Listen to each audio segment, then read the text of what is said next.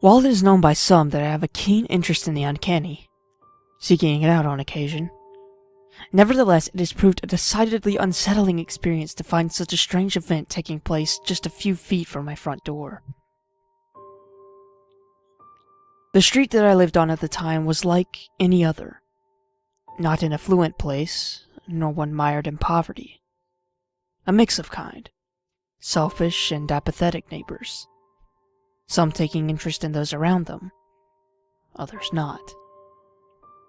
It was a relatively quiet area, but I had a fondness for it, as the large birch trees, which occasionally drooped over from hedges and fences from both cared for and neglected lawns, reminded me of my childhood. Despite being only a few minutes from a busy motorway, only the occasional car came plodding through to disturb the peace, joined at times by sporadic domestic arguments which resonated from house to house, unhindered by the quiet. And so children played outside in the summer sun, some more pleasantly than others. I would have to describe the street from top to bottom as quite ordinary. I'm sure you can imagine then how shocked I was to find what I did, surrounded by the mundane. I should correct myself here. It was not what I found, but rather what my neighbor initially discovered. His name was Bill, and he had moved into the house next door only a few months previous. Nevertheless, in that short time we had grown to be firm friends. Neighborhood barbecues, Friday nights at the local pub, a shared fondness for classic films. We got on well. One Saturday night, I invited Bill over for a game of cards with a few of my colleagues. I've never been particularly brilliant at poker, but I've always enjoyed the well-intended banter produced when placing bets against a good crowd. That night, neither luck or skill was on my side, and I found myself out of the game fairly quickly. So I sat back, had a few drinks, and enjoyed the good-natured ribbing. The night flew in, and before long the first suggestion of daylight whispered across the sky. Everyone else had drunkenly stumbled home by then, with the exception of Bill. So both of us sat in the living room, having a few more beers, something I was sure to regret in the morning, and talked about our favorite Alfred Hitchcock films, particularly what we thought he would be making today if he were still alive. A sudden change occurred in Bill's expression. His eyes focused intently on a bookshelf which stood behind me, and for a moment there was silence, until I asked if he was feeling okay. I assumed, of course, that he had perhaps drank a little too much. But the quiet spoke of more than simply an oncoming hangover. After a pause of contemplation, he altered the focus of our discussion, inquiring about my interests and hobbies. Glancing over my shoulder to the books which seemed to be the catalyst of this change, the oncoming topic was now revealed to me. I laughed at the observation, knowing full well that some would mock me. But when I told him that much of my book collection pertained to the study of the paranormal and the bizarre, his disposition changed markedly once more from one of casual conversation to embarrassment. Yet he still proceeded. You see, Bill believed that there was something living in his house. What that something was, he could not be entirely sure of, but nonetheless it was there, physical and manifest, though there was the suggestion that it may not rely upon a purely conventional explanation. From the very first night which he had spent there, he had experienced a variety of unsettling phenomena. Initially it was nothing more than a faint knocking, which seemed muffled but nearby. However, he could not determine the origin, for its source was indistinct. Indeed, at times the sound traveled as if moving, even sliding through the walls, under floorboards, and creeping around in the hollow of the attic above. The noises continued for many weeks, and to Bill it felt as though With the passage of time, they were increasing in intensity. Frustrated by lack of sleep, for the sounds became faint or ceased altogether during the day, he concluded the house must have become infested by a mass of nocturnal rodents, scratching between wood and sliding their fouled bodies between any gaps in the house's construction which they could find. Of course, his first approach was to lay down traps to catch them, but while the thought of their fur blackened with dirt and feces, their claws and coiled tails crawling over his face as he slept provoked disgust. He had hoped to avoid blood on his hands, for Bill was a kind-hearted individual. At first, he procured a large number of humane traps which would entice the little pests into a metallic tube with bait, holding them there during the night and to be released into a nearby field the next day alive and well. At least, that was the plan. A little research online revealed that chocolate was a favorite of most rodents, and an exceptionally effective lure. So he bought a substantial amount from local newsagents, with the owner jokingly asking Bill if he were setting up his own shop. A garage clung to the side of the house, cluttered by boxes and loose belongings which he had yet to sort through, and he considered it a prime means of entry for any mice into his property. But on placing the traps around the damp corners of the interior, trying to avoid being hit on the head by some of his tools which hung from the ceiling, he found no trace of unwelcome visitors. No droppings, no scratch marks. In fact, there was no evidence of anything living there at all. It seemed odd to him that he saw not a single spider or insect, since it was clearly a place where both would thrive. And the garage itself had seen better days, with several small holes in the wall, allowing easy entry to unwanted vermin. Once back inside, he placed the rest of the traps, baiting them carefully with the chocolate around the house, under the bath, in the kitchen, and even in his bedroom. After an hour or so, he felt confident that he would verify what type of animal was causing all the noise by morning. Yet that night the knocking came, faintly at first, and then more pronounced, traveling through unseen spaces and amongst hidden cavities. Lying there awake for several hours, sleep was a struggle as he tried to block out the banging, scratching, and moving sounds, which made the very structure of his home seem to pulsate and shudder, as if alive. As sleep finally took him, his last conscious thoughts of the night were for a hopeful catch in the morning. Before going to work the following day, each trap was checked carefully. Dejected, Bill found that none in the house had been touched, each metallic tube housing a slab of chocolate. But those in the garage were a different proposition. They were not only empty of bait, but two of them had been broken open, the metal container cracked and bent, as if crushed under a substantial weight. All day at work, Bill contemplated the force required to break those traps. He concluded that he must surely be dealing with something bigger than he had hoped. Perhaps an infestation of rats, rather than some local wood mice.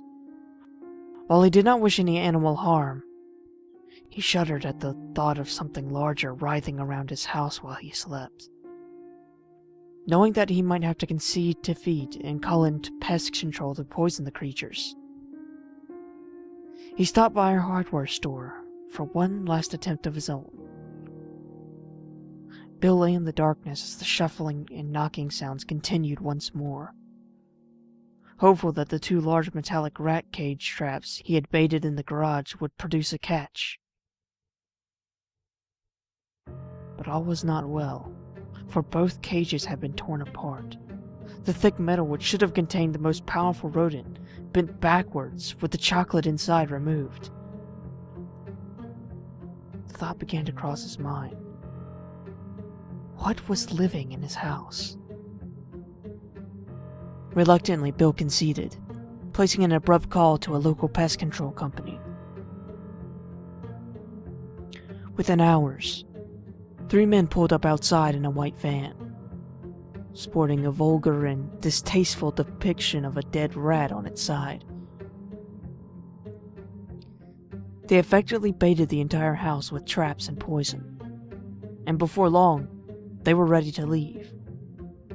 One of the men, a slightly overweight individual with a clear loathing for his job, looked at the rat cages Bill had placed out the day before, inquiring as to whether he lived alone, quite clearly implying that he held doubts that an animal could have broken up the traps by themselves.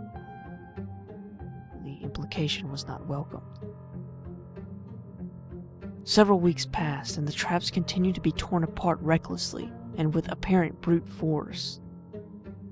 Chocolate missing, but the poison inside, designed to be irresistible to rats, would remain untouched. Something which puzzled the pest control workers. Indeed, after a series of destroyed traps, they accused Bill himself of breaking their equipment. This ended in a shouting match outside, with the men retrieving their broken rat cages and expecting Bill to pay for the damage. A few of the nosier neighbors popped their heads out of their windows to see what the disturbance was outside. As the men packed their belongings back into their van, even the children ceased playing in the sun for a moment, staring at Bill and the others as they argued in the street. While he was a little relieved that no animal had been killed, he was disturbed by the obvious presence of something even pest control couldn't deal with living in his house. Each night when he went to bed, the noises would continue, and when Bill himself replaced any traps, the chocolate once more would be removed, and the rat cages left in tatters. The strange knocking occurred as it had always done. At the end of each day, as sleep approached, week after week, moving and shuffling between the walls and under floorboards. Yet one night, a change took place. As Bill lay there in the bedroom, bathed in darkness, a strange atmosphere began to pervade the house. Slight at first, then more apparent. Each breath filled with a tangible consistency. In the preceding weeks, he had learned to block out the sounds to a degree and at least attain a sleeping pattern of sorts. But on that night, a change of routine had been forced upon him. One which provoked an uncomfortable sensation, not unlike the stifled air before a storm. He waited, for what he knew not, yet an anxious anticipation of something in the dark coursed through his veins. Then the noises appeared as usual, scratching, moving, tunneling, but now they were no longer hindered by plaster, nor wood, nor brick. Each thump, every bang was no longer dull, no longer distant or removed. Change had come, for now the knocks and scratches in the night gave the impression of something quite free, unshackled, and unimpeded. At first, the thumping sounds rattled across the living room, across the hallway.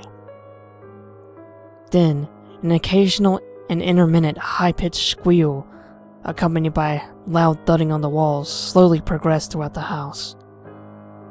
The sound grew loud and brash as it approached Bill's room, and while part of him desired to see what had been causing him so many sleepless nights, the thought of something there which had the force to tear apart a metal cage was not something to be taken lightly.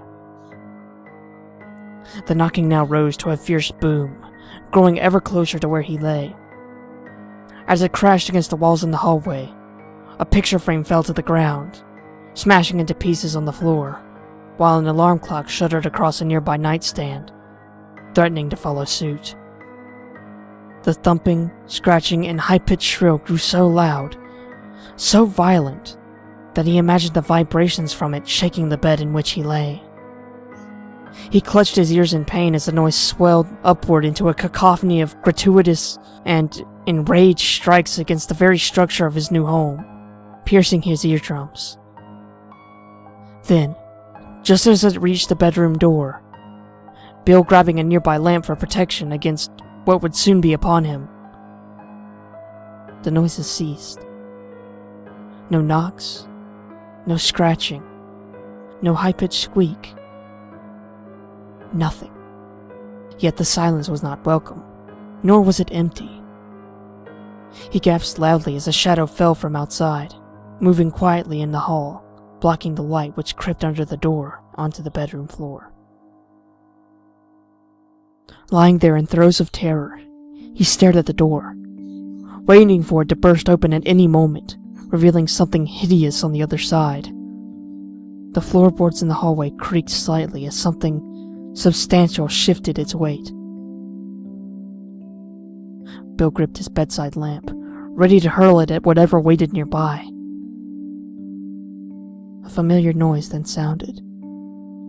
Quiet, yet suggestive of a movement, and while he could not be certain of what it was, his mind interpreted the noise as something gliding slowly back and forward over the wooden surface of the door.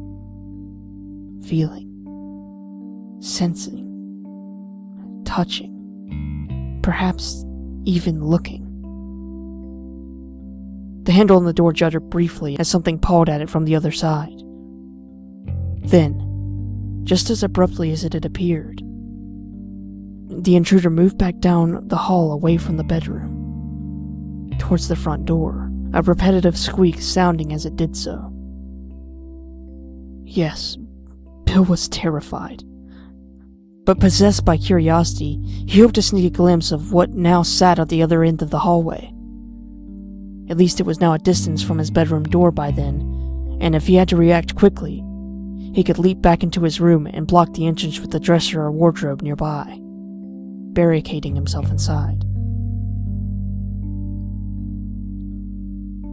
Creeping towards the door, Bill took a deep breath and then slowly opened it, letting the light flood towards him, careful not to make a sound. It took a moment for his eyes to adjust to the light, but as they did, he saw something large moving at the end of the hallway.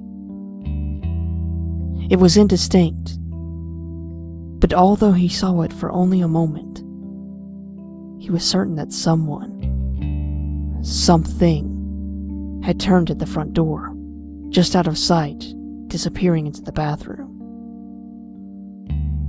Silence once more, and with each pocket of nothing, the hairs rose up on the back of his neck, one by one. Then suddenly, a quick succession of loud bangs escaped his bathroom. Fight, or rather flight, took over without any hesitation or thought. He rushed down the hallway, past the open bathroom door, and with a swift turn of a key, he was outside, running at speed from his home. Standing in the middle of his street on a cool summer night, fear was quickly replaced by embarrassment as he looked down at the pajamas he was wearing, which had seen better days. Nodding in acknowledgement towards a group of 20-somethings leaving a party nearby, all I could think to say was, "A bit brisk, isn't it?" Bill apparently knocked on my door that night for assistance, but unfortunately I was out of town, and only returned in time for our poker game the following evening. Another of my neighbors, an awkward man by the name of Harold, whom owed Bill a favor for helping him fix his car a few weeks earlier, agreed in a sleepy and grumping fashion to help search the house. Of course, nothing was found except for the smashed picture frame, which led Harold to regarding Bill with suspicion, voicing his opinion that the entire fiasco was a waste of time. And so that was his account of the troubling experience he had the previous night. He seemed relieved to have spoken it, and now it made sense to me why he was so reluctant to leave for his own house next door. I sympathized with my friend and told him that we would tackle this problem together. I have to confess, the thought of identifying the animal, of solving the mystery, appealed greatly to me. In the meantime, I offered him the spare room in hope that he would get a good rest for the day's work ahead, one which I did not relish facing with a hangover. And so after drinking what felt like several gallons of water, I turned in for the night. The next day, after we both shook off the previous night's excess with a large cooked breakfast, we went over Bill's account once more. I was relishing my task as a makeshift detective, hoping that there might be a clue as to the creature's identity that we had overlooked. But when I saw the toll which the events had taken on my friend, I became resolute in my desire to provide a solution to the puzzle.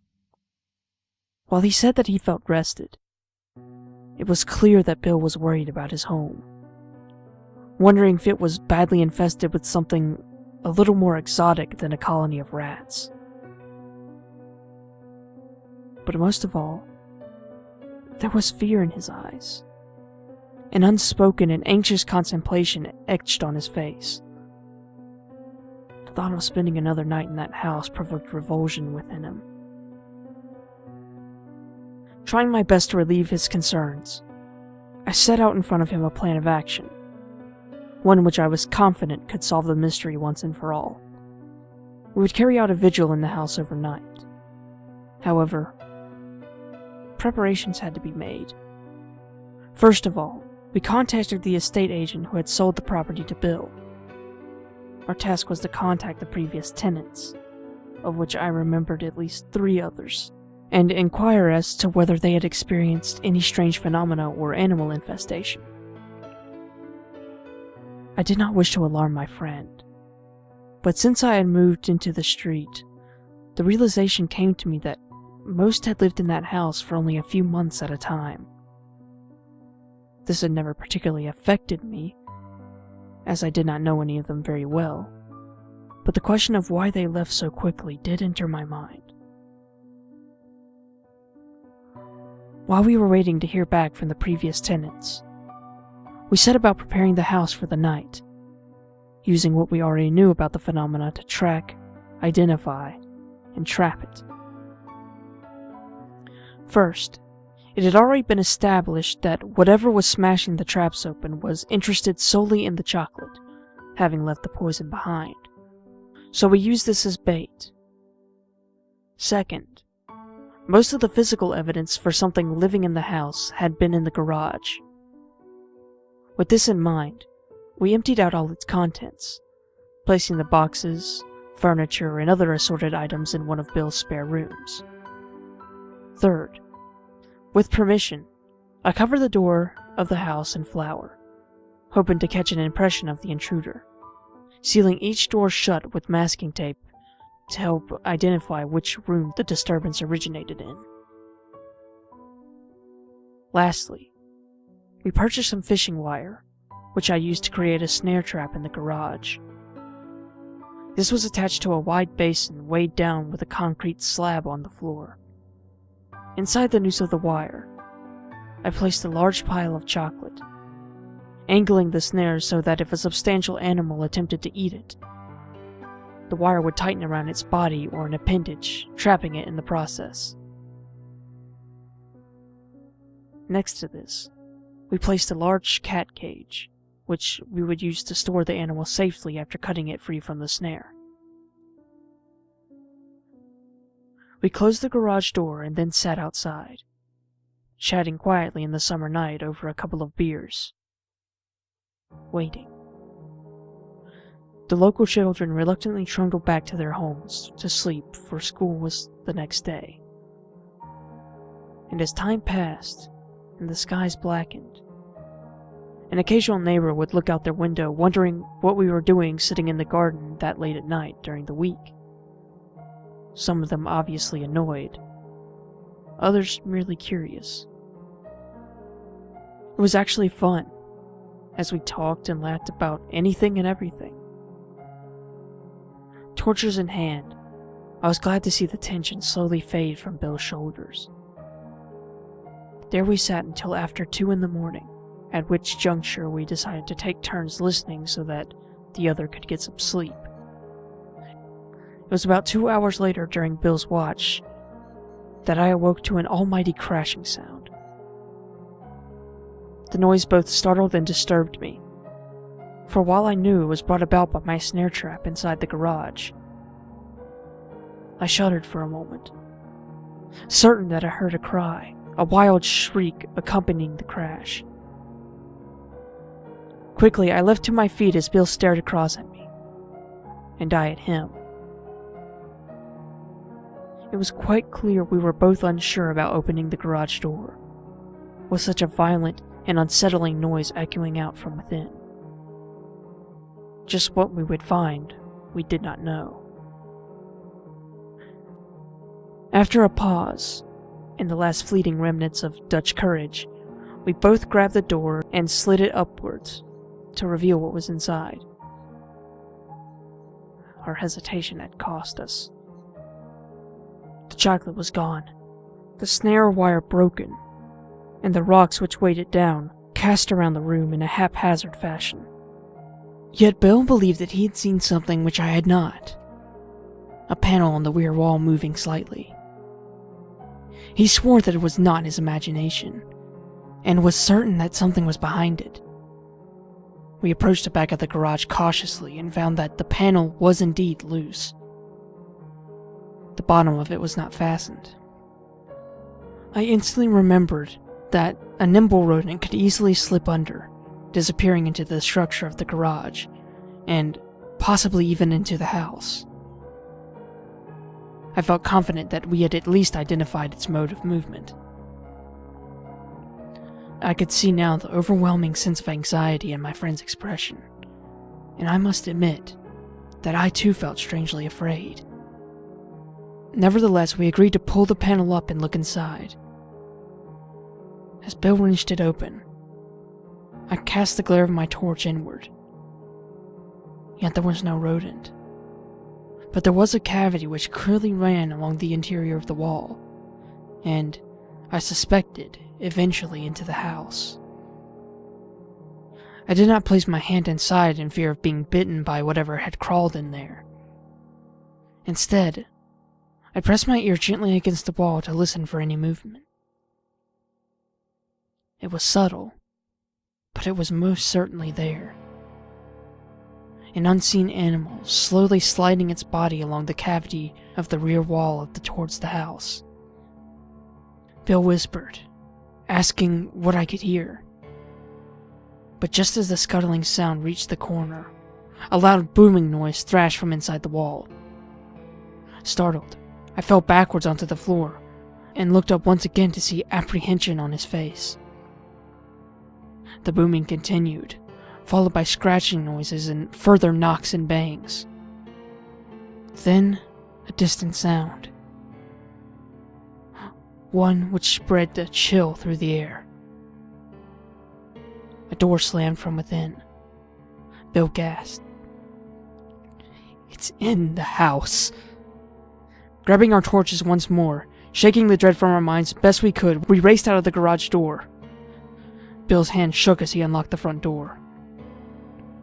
The hall light on the ground was covered in white powder, as I had left it. Yet in the flour were a set of distinct tracks. 2 long lines parallel to one another, as if something had slithered over the ground, led from the bathroom, down the hall, and into the lounge. From our vantage point, it was clear that the living room door was open, and the masking tape seal broken. The house lay eerily quiet, and I'm ashamed to say that we debated for a moment whether we should enter at all. Bill had described the thumping and scratching sounds to me, but I had no idea how ferocious they were, how angered, how violent they sounded, until I had heard them for myself in the garage. And while the house was now silent, the impact of those noises was fresh in my mind. Following several minutes of debate, anxiety, and a few nervous jokes, we decided that we should go in, closing the door behind us to ensure that the animal would not escape, simply to re-enter the property at a later date. The hallway felt cold, although I ascribed this merely to the heating having been off, despite it being a warm summer night. I looked to my right and could see that the bathroom door was closed, yet the elongated tracks on the floor of the hall led away from it. Opening the door slowly, I peered inside. Flicking the light switch on, the room appeared empty. Yet the shower curtain obscured my view of the bath. I sat my torch down in the sink and put my finger to my mouth, imitating that Bill should remain silent, pointing to the shower curtain and revealing my belief something was in the bath. My miming must have appeared comical at the time, but Bill nodded in acknowledgement. I would pull the shower curtain back, and he would strike out at what was there with his torch, should he need to. Slowly I moved the curtain, wrapping my hands around its edge for a moment. I felt something stir as a potent sense of dread once again rattled my nerves. Then, I tugged the curtain with force. I imagined a mass of writhing rats festering in the bath, their bodies wriggling around, pulsing in unison. But I saw nothing so dramatic. It appeared that my nerves were getting the better of me. The bath was empty. Suddenly, a wild thud vibrated through the house, but there was no doubt it had come from the living room, and began to reluctantly move down the hallway. Each step felt like a prison sentence, and I could not hear just my own anxious breath, but the nervousness of Bill's very demeanor.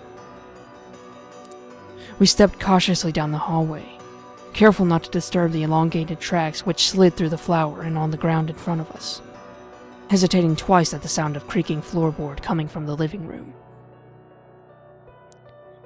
As we progressed, I could not help but find myself drawn to the front door, glimpsing it over my shoulder. I calmed myself, persuading my own neurosis that paranoia was the cause. Yet I felt something was there, obscured from view, yet watchful. Reaching the lounge door, which lay wide open, the taped seals torn in two, we peered in, yet could see very little. The room was dark, as we had left most of the lights off in the house to entice the nocturnal animals out into the open.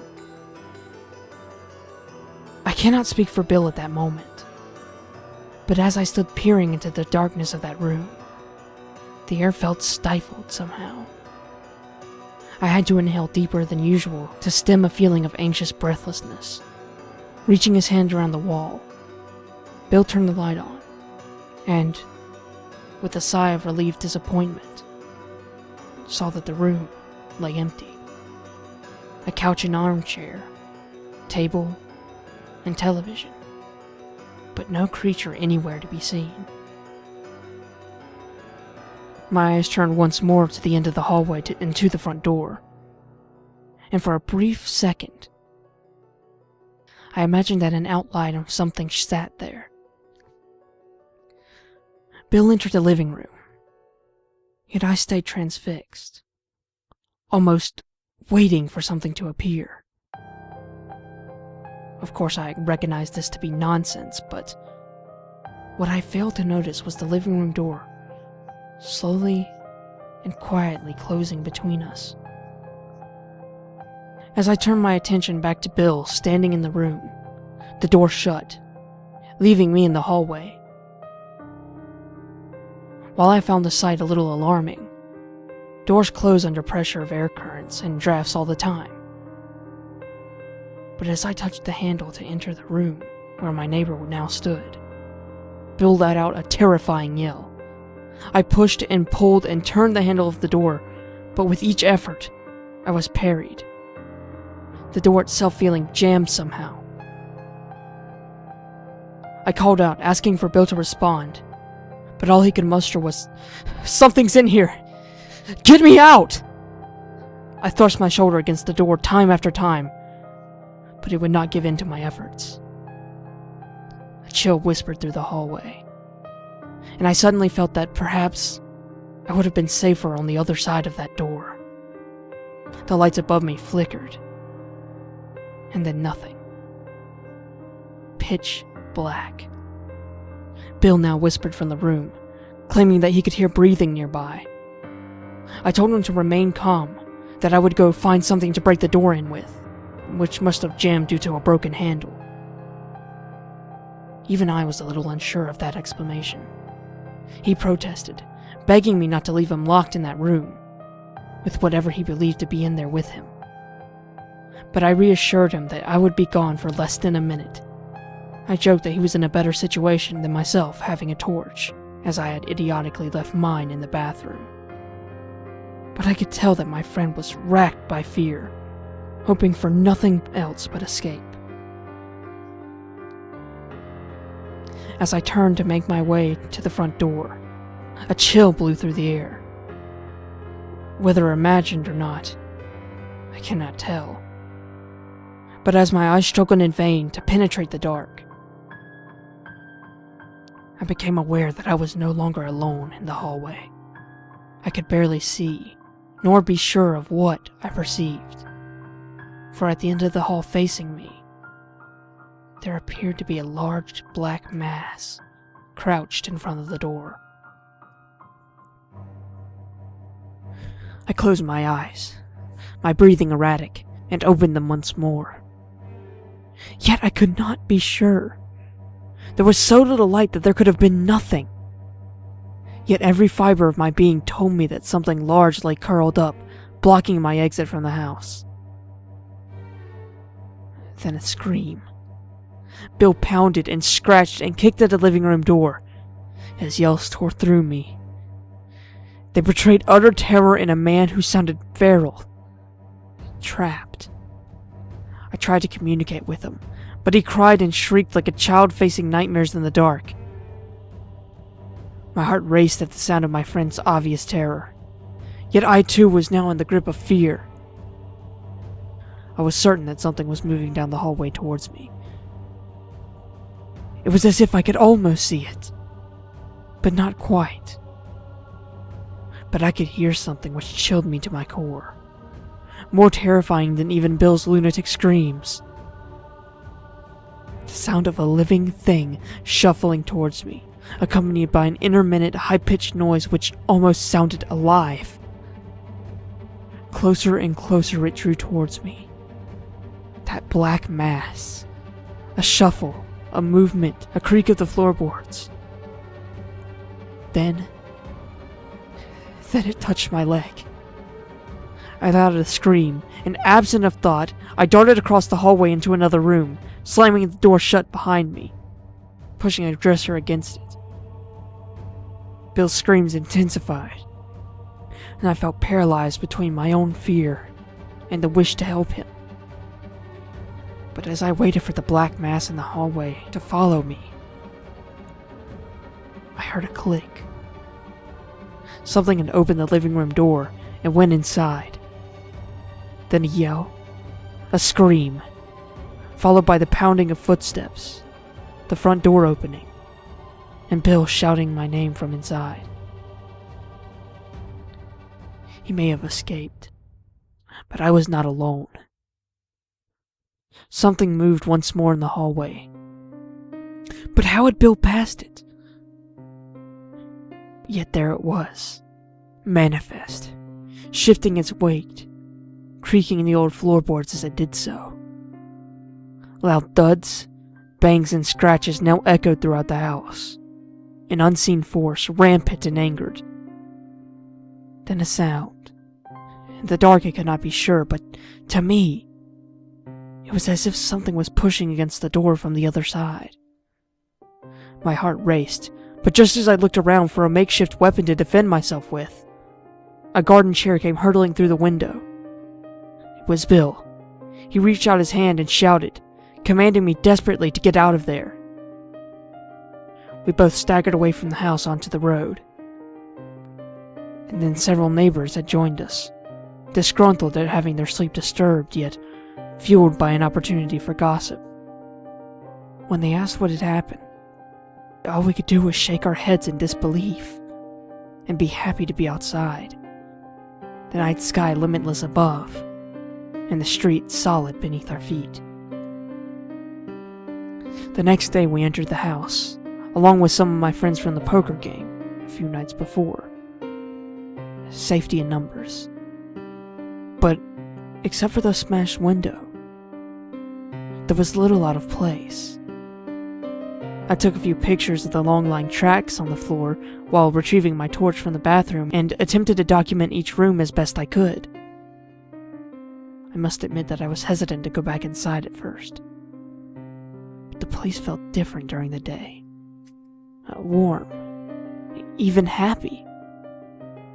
Bill was acutely more reluctant, especially when it came to entering the living room which he had been trapped in the night before. He could not bring himself to describe what had happened in detail, but he claimed that in the dark he stumbled over something on the floor, falling and dazing himself in the process. Whether this was true or not, I can never know. Perhaps he could not face what he saw lying there on the ground and needed a rational explanation. A hand injury was as good as any. Imagination, concussion, or the unknown. Its origin did not really matter. When the experience of finding a corpse, rotten, discolored, and bloating inexplicably on his living room floor, was a memory he would always have to contend with. And it was a memory that Bill was determined never to add to. He put his house up for sale immediately, and went to live with his brother until a new home could be found.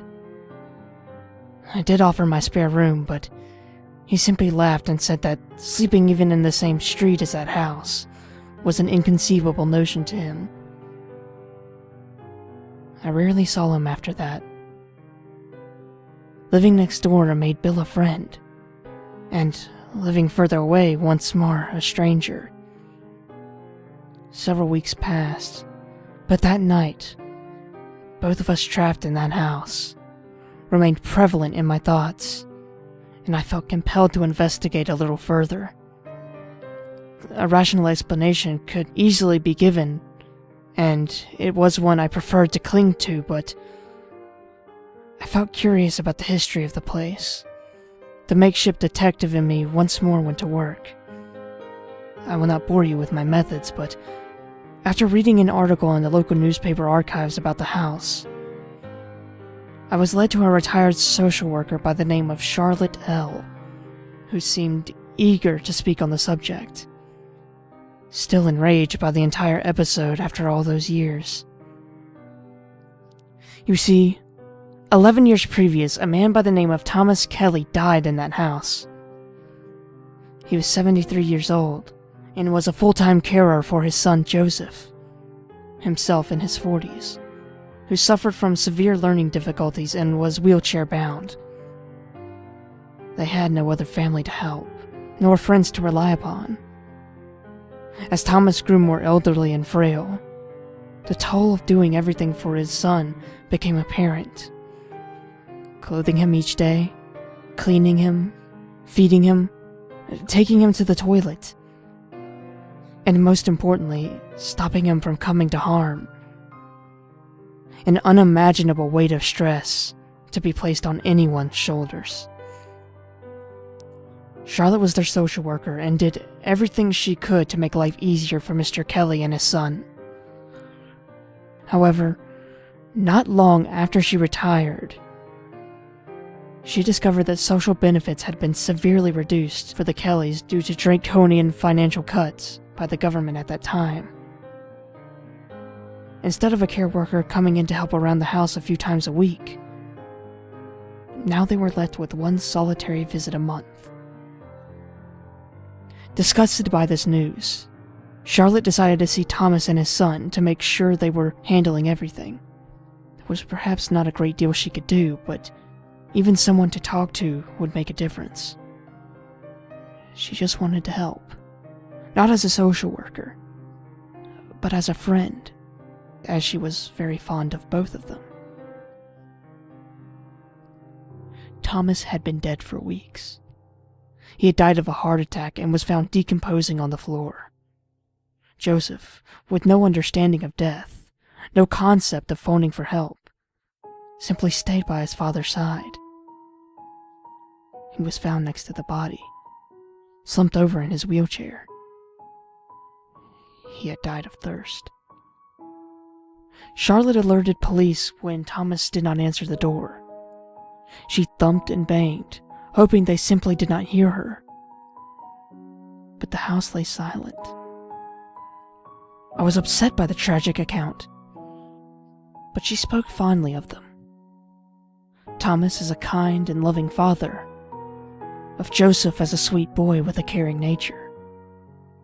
And in an unusual way, as she did, so my anxiety about that terrifying night in Bill's house diminished, replaced only by remorse and anger for the thought of a family, forgotten and lost. We spoke on the phone for almost an hour. When I told her of the strange events which had taken place in the house, she was not surprised. She simply said that whoever one was, the other always stayed nearby. I cannot verify what I saw that night, for in essence, I saw nothing, nor can I vouch for what Bill claimed to have stumbled across in his living room. It would be simple for me to speak of knocking and scratching, of wheels turning, even occasionally squeaking over the wooden floor. I am simply not that superstitious and cannot discount a mixture of paranoia, anxiety, and a large rodent crawling around the house at night as an explanation. At times, it is certainly a more reasonable one to me, and it is not unusual to find a tragic story attached to the house. For all homes are touched by death, and indeed, all death is tragic. Yet the end of that conversation still bothers me today. The words spoken lodged in my mind, even perhaps to give me doubt for such a cold, unimaginative, and realistic conclusion. When I described the knocking and banging to Charlotte, she simply said, "I'm not surprised. Joseph would thump on the walls if he woke up at night. Thomas would quickly answer with a few knocks of his own from the bedroom wall, letting the boy know his dad was always nearby. That little routine was Joseph's second favorite thing in the world." "What was his favorite?" I asked. "Why, chocolate, of course.